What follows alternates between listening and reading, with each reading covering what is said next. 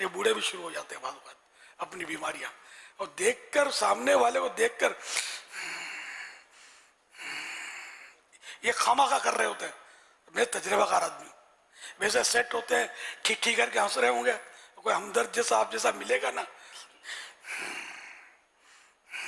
ये करेंगे कोई पूछे मुझे, ऐसे मेरे बुजुर्गों मत किया करो यार।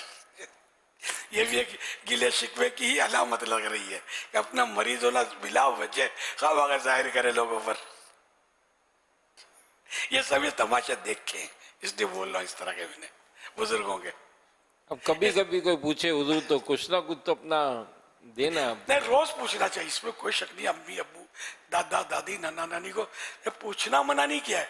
ये जो गले पड़ते हैं ना, और ठीक है सब खैरियत है, कोई मसला नहीं है, अब उसने खोलनी है फाइल आपको, बड़ा हमदर्द है, ये डिस्टर्ब है, ये डिस्टर्ब है, यूं हो रहा है, इधर दर्द हो रहा है, चलता हूँ तो थक जाता हूँ, सीढ़ी चढ़ता हूँ तो सांस फूल जाता है। अब ये जो फाइल खोलेगा ना बुढ़ा, तो फिर ये जवान को भागते बनेगी।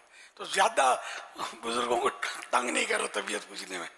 हाँ, इसको दवा की जरूरत है, बिल्कुल ला दें, इसका कोई हल है आपके पास जरूर करें, हमदर्दी करें, दुआएं दें इसको। आप खाली दुआएं देते जाए, बुजुर्ग गुस्से में भी आ जाए ना, अल्लाह आपको हज नसीब करे, अल्लाह आपको मीठा मदीना दिखाए, या मुस्कुराना दे तो बोलना मेरे को।